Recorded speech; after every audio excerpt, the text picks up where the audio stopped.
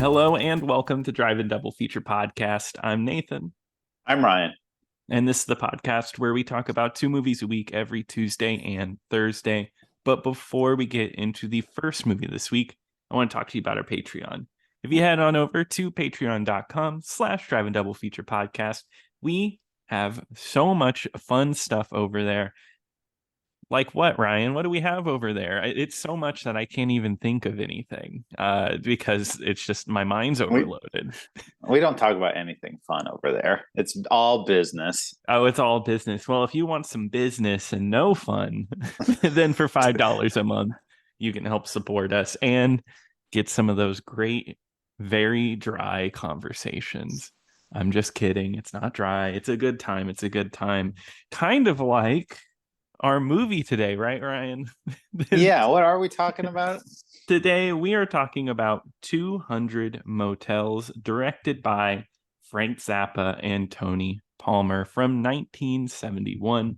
Frank Zappa is a famous musician, composed a lot of stuff. Like, he's made so much music. At this period in time in 1971, he was with the Mothers of Invention, or sometimes known as the Mothers, and they got together.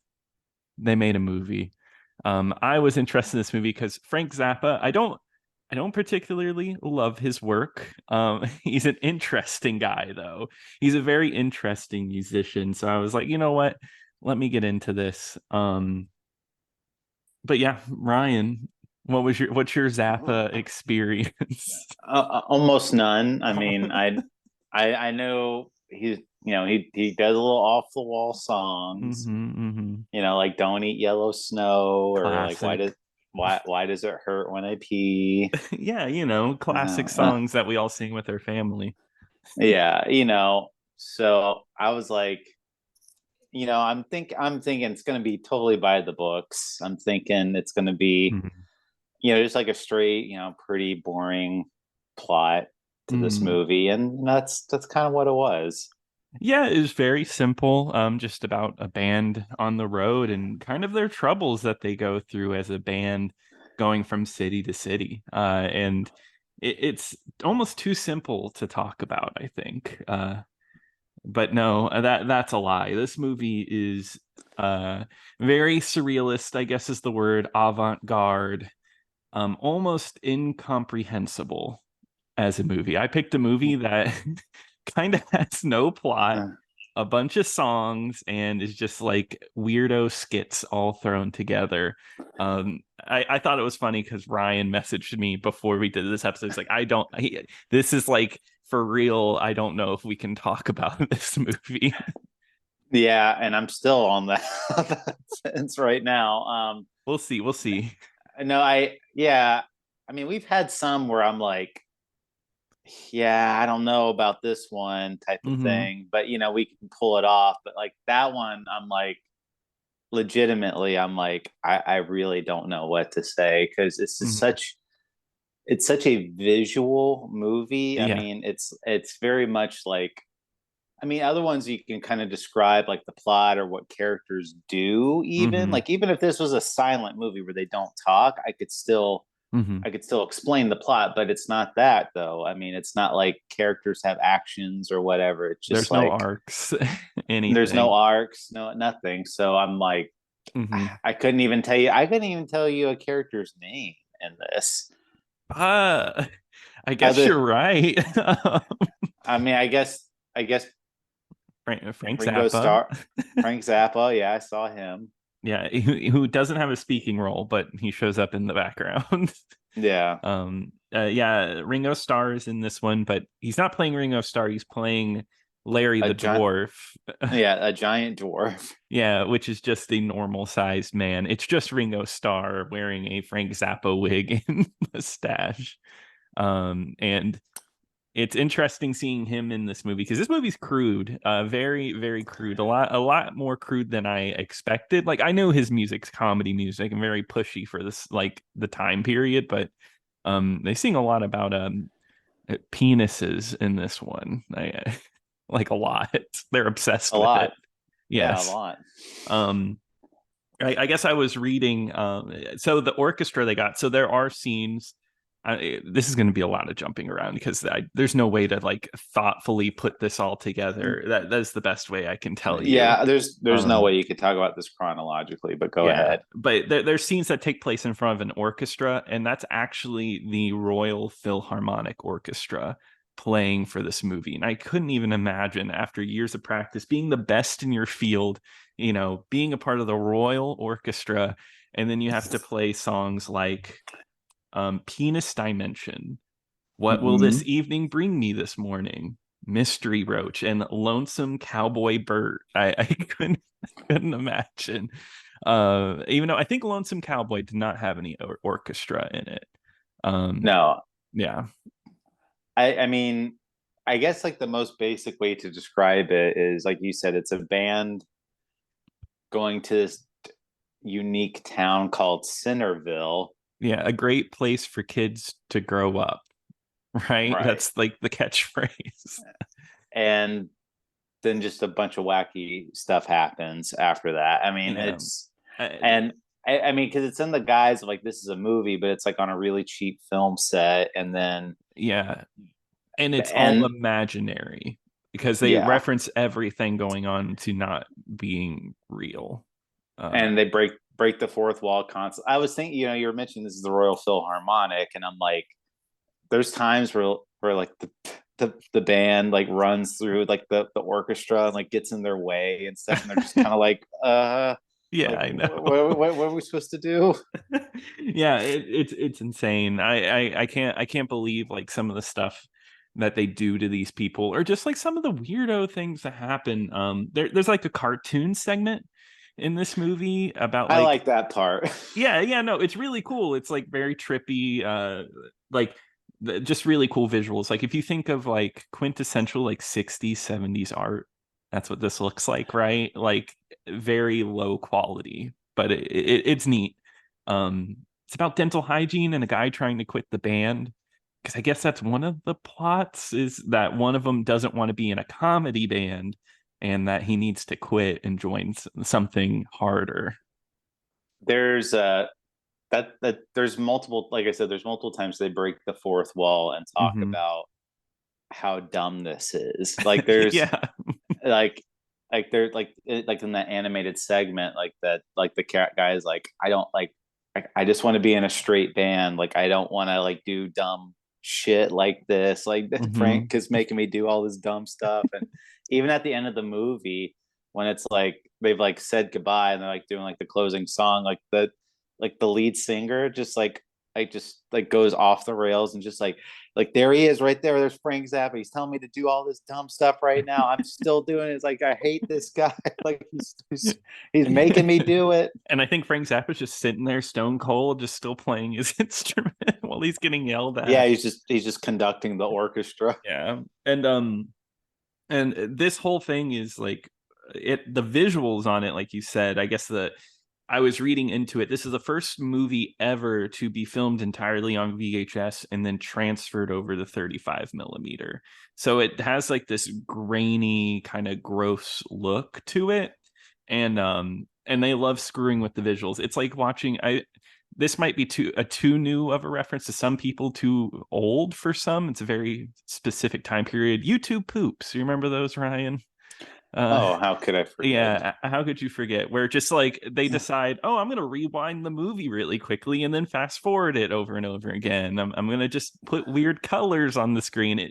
It's like random XD of Yeah, 1971. it's well, I mean, obviously, it's like whoever was editing this movie was just like just because they're like, oh, I can do this weird filter. Like, sure, go ahead, just Just put do it it. in there. Yeah, he was looking at like his VHS player and was like, okay, what filter can I put in this Mm. time? I haven't used that one yet. I'm gonna use that. But Uh, speaking of breaking the fourth wall, that's how the movie opens, right? Is they all the band's together and then they get a call from Frank Zappa and they're on the phone with him, but they're looking directly at the camera, like talking to him mm-hmm. through us. I don't know. Oh, so brilliant. So good, so good. I loved it. I love 200. Hey, Roger Ebert gave it a 3 out of 4 stars. So I I will say like I like getting into my feelings a little bit. Mm-hmm. I would probably like this movie a little more if I was like in the mood for something like this, where I Mm-hmm. was like, okay, I'm going to block out all other interruptions. I'm going to sit here and just kind of like absorb like what Mm-hmm. this movie is presenting to me, because um this movie is 100% visual. It's 100% like an experience. Mm-hmm. So I just couldn't. This isn't one where you can just like throw on in the background and just be like, oh, I'm just gonna put this on while I'm doing the laundry or something, and just couldn't And just chill. can't do that. No, no. It's definitely an experience. And I mean, I even like my feelings, I actually didn't hate this movie. I mean, I thought it was interesting and I liked some of the music, at least the compositions. Some of the lyrics, I think they're a little too like childish, right? Like they're just like a little too silly. Like they kept saying like wee wee in one of the songs. Like, okay, we're just being well, yeah, because like there's a scene where it's like they're talking to these two, I guess, groupies or something, yes, yeah. and they're talking about how they want to score with the band, and Hmm. they were talking about penises for like a really long time, and then they're like, and like, With members of the Ku Klux Klan in the background. Did you notice that? yes, Yeah. What? uh, but they were like, they kept saying like different synonyms for like oh tallywhack, or ding dong, like it's like Mm-hmm. other words for penis, and then the girls were like, man, guys have so many words for their wee wees, and they just go wee wees, and I don't know, like that was just a lot of that stuff. I was just rolling my eyes at, like Yeah, going, this that like this is so stupid. yeah, it's not really funny. It's just kind of stupid. But like the songs themselves, I think are composed really nice. I think some of them sound really good. Some of them sound like classical rock songs, or even like the final song in the movie, which is like the going away song, which I love how that's set up where the guy's like, okay, so the movie's over now, so we need a final song just to wrap up the movie. And that song lasts like what, 10 minutes? Like A really long time. I was like, it's okay, a the movie's long song. over, but and then they kept going and going and going. Uh-huh. But I think that was supposed to be the Yes, joke, I guess. yeah. So I mean, I don't know. I mean, I was not connecting with like any of this stuff. Like there was like that one scene where this guy was having like a really bad trip, and they're Mhm. like, oh well, my fetish is I like to be put into cardboard boxes that have nuns' clothes painted on them or whatever. Yeah. I think that there's like one part where a guy he wants to like get high or take drugs, and he's like drinking vials of frothy foam, I think is what he keeps saying. Um and he's like, why do you need drugs when you have vials of frothy foam? And I just Like I don't know, that vials made of me laugh. frothy foam. Such just silly. Um no, and this movie just has a lot of moments like that, but it's so like insanely all over the place. It's hard to keep track of. I definitely think my interest waned at least halfway through, and it kind of came back because there's just too many sections where it's just like colors going on the screen, and that's supposed to keep your focus. So I don't know. I don't know. It's like, have you ever, when you went to film school, did you take a avant-garde film class at all? Uh, no, but No. I did take a world cinema class, Mm-hmm. and we did watch some not surrealist movies like this, but definitely like out of the norm type of Yeah. movies. Because I felt like there were some films I watched in my avant-garde film class where I would like sit and it'd be like the movie would start and it would just be weird and hard to keep track of and just like uninteresting because of that. And I'd be like, damn, I'm stuck here for an hour, 30 minutes watching this movie I don't care about. I could see this easily being the case for this movie. Yeah, it's a very hard to take in movie. That's why, like I said, it's really hard to just like describe it. I mean, the only way you could know is if you watched it, and Exactly. But even then, would you recommend it that people watch it? I would say No, no. no. I didn't like this movie at all. I mean, to Yeah. be frank, and Hmm. I just Frank Zappa, and and Rest in peace. I, I to me, it's like, oh well, like yeah, this movie would make total sense if you were on drugs or something like that, and Hmm. I just if I'm not able to sit and watch a movie and it like watch it like while I'm completely sober, I don't have to be in another state of mind while watching it, then to me it doesn't really live up to that as a movie. And I mean, this is like, and also this one is like stretching the definition of the word movie, to Yeah, be honest. once again I'm picking a movie that stretches the definition of a movie. Like it's just, I mean, I'll say this. I mean, at least this one, I think this one is closer to being a movie than Oh yeah, Kirk yeah. Cameron's was. But, uh, I could see someone being like, no, you don't get it. This movie's art. I could Yeah. see somebody saying that. And that's fine. I just did not click with me on any sort of level. Hmm. Um, there'd just be like segments where it's like, what was it, like dog broth or dog That's they would talk right. about like Uh, dog dog soup or something like that, or they just would say a word and then they just say it like over and over yeah. and Oh, over and that was funny. Let's repeat it to death. yeah, like, oh, this Um, is this is really funny. yeah, it's funny what you say about this being a drug movie though, because like I guess Frank Zappa famously said that he had never taken drugs in his entire life, and I don't know. After watching this one, I don't see how he hadn't. I mean, he's just a weirdo dude, I guess, and maybe an influence with everybody else in the band. But I agree. I feel like it's a movie that somebody be like, "Have you ever seen 200 Motels on weed?" Like it's a totally different movie. But I agree. I've never really like subscribed to like the idea of like, oh, this movie you have to be on drugs to enjoy. Like, Yeah.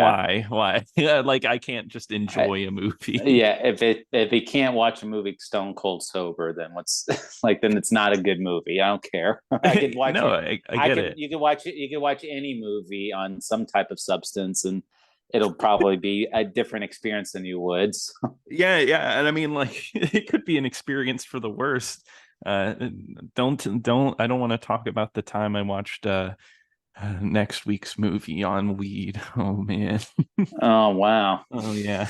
Not next week's, on Thursday's movie.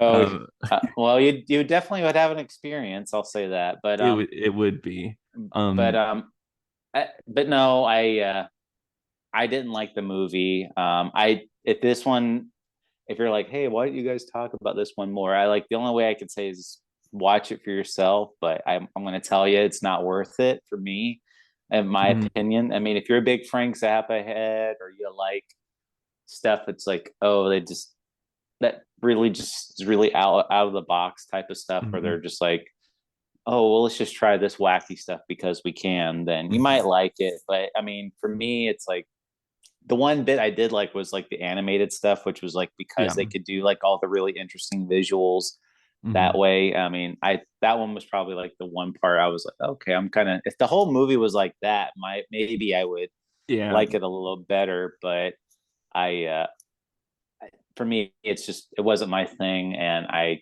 can't see myself ever watching this again. No, and I agree. I don't recommend it. I don't even really recommend the soundtrack either. It's all I enjoyed the movie, but it's not a movie I wish to watch ever again. And I don't really wish it upon anybody, unless you're like, you have to be a major Frank Zappa fan, I think, to even want to like watch and enjoy this movie. Um, and I mean, I'm not really that. I only like a few of the song of his songs, and yeah, this is Well, just unfortunately a not recommend. yeah, I mean, like, yeah, I know you said Roger Ebert gave it like a 3 out of 4 or Hmm. whatever, but the overwhelming seems to be this is a pretty polarizing movie. Yeah. Like I from what I've seen, it's pretty much 50-50. It's like you either love it because you're a big Zappa head or Mm-hmm. whatever, and you like stuff like this, or you hate it because you don't get it. And I guess I'm in the other camp. So Yeah, you just don't get it, Ryan. I You don't don't get it. I'm a understand. square. Yeah, no, I get it. I mean, Or you think Roger Ebert was just playing cool. He was like, "Yeah, guys, I really liked it," because it actually, to me, doesn't seem like a movie he would like at all. no. I wonder Yeah, if Gene Siskel liked it. doubt it. Doubt it. Um, Now, Roger, the but eroticism in this movie was just not to the level I wanted. I mean, there was nudity, so I mean, There was, maybe that does get boosted. yeah, for Siskel, yeah. Yeah, for Siskel. Yeah, but it doesn't beat the worst avant-garde movie I've ever seen, Wavelength. So, that movie's so boring.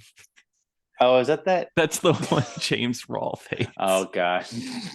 That's an inside joke, uh, but uh, Perfect. Yeah, I know. Yeah, I remember perfect. the one you're talking about. Yeah.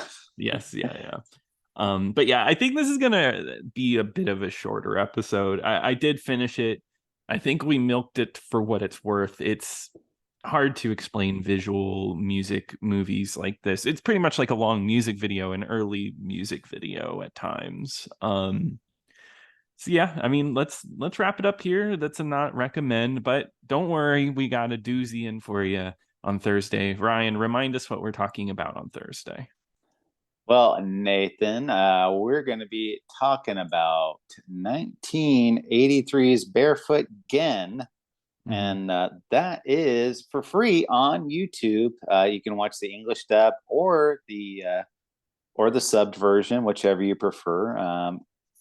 Either one, I'm probably not much difference between the two, I will say, but we'll Okay. talk about it on Thursday. But you have your choice if whichever prefer. All right, cool. Well, I'm excited to watch that kind of. Uh, but you can On follow drugs. on drug. It's only good on drugs.